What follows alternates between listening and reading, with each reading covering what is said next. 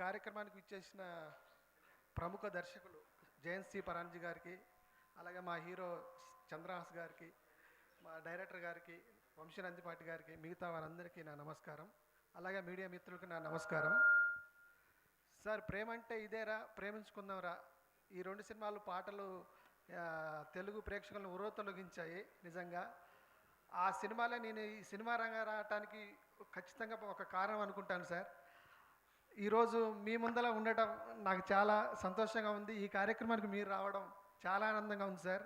ప్రేమంటే ఇదేరా cinema చూసి నేను నిద్రపోలేదు సార్. నాకు అంత పిచ్చి సార్. అంత ఆ సినిమాలే నేను ప్రధాన కారణం ఈ సినిమా రంగాన్ని రావడానికి. చాలా థ్యాంక్ యూ సార్ మీరు రావడం. అలాగే ఈ సినిమాలో నేను 2 సాంగ్స్ రాశాను. దీనికి కారణం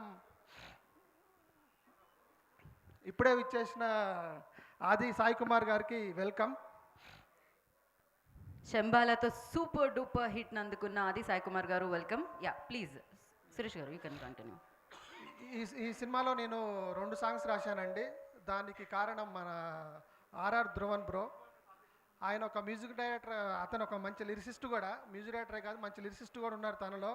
అయినా కూడా తోటి రచయితల్ని ఎంకరేజ్ చేస్తూ ఈ సినిమాలో నాకు 2 సాంగ్స్ రాయించడం చాలా గొప్ప విషయం. చాలా థ్యాంక్ యూ బ్రో. అలాగే ఇందులో చాగంటి గారు, మోహన గారు అద్భుతంగా పాడారు 2 పాటలు కూడా. మా డైరెక్టర్ సంపత్ గారు మంచి మంచి ఎక్స్ప్రెషన్స్ నాతో రాయించారు.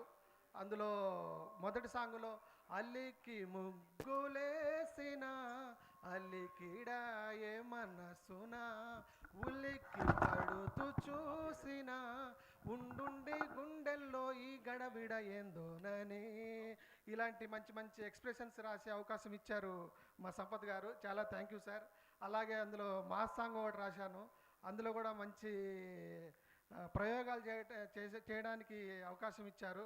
అలాగే మా చిన్ని గారు చాలా కష్టపడ్డారు ఈ సినిమా గురించి. ఆయన గురించి, మా అందరి గురించి ఈ సినిమా మంచి సక్సెస్ కావాలని, మీ అందరూ మీడియా వాళ్ళు అందరూ సపోర్ట్ చేయాలని, మా చిత్రాన్ని పెద్ద సక్సెస్ చేయాలని కోరుకుంటూ thank you so much. Thank you Suresh గారు. ఇప్పుడు రాజశేఖర్ గారిని మాట్లాడాల్సిందిగా కోరుకుంటున్నాము. అందరికీ గుడ్ ఈవినింగ్ అండి.